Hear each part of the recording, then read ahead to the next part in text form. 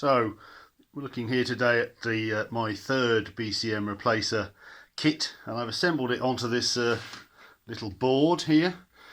And you might be thinking, why is the display upside down? Well, that'll become apparent when I take it into my main lounge where I do my software development. I have a computer in there, and it's going to be mounted upside down underneath a shelf which is just above my computer monitor, and it'll be permanently plugged into the computer there with the programming socket here and the power supply here, and obviously keyboard, USB keyboard here, so that I can test firmware much quicker than having to transfer it to my bench setup here, which is obviously still useful for more detailed testing. But for just testing quick versions of the software, then this little board should do the job. As you see, it's got the USB keyboard plugs in here, and it's got the bare minimum of inputs and outputs. It's got some fake temperature sensors.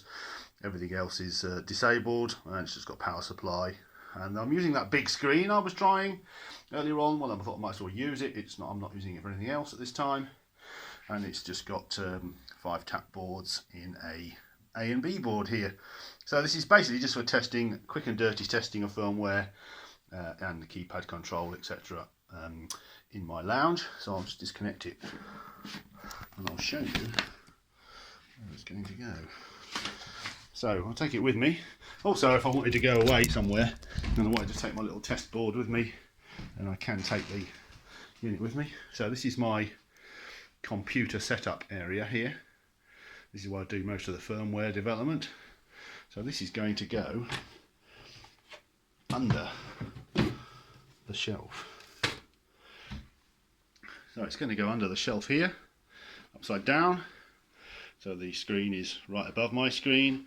So I can just test stuff very quickly. So if I want to just load firmware straight to it, it can be running all day if I want.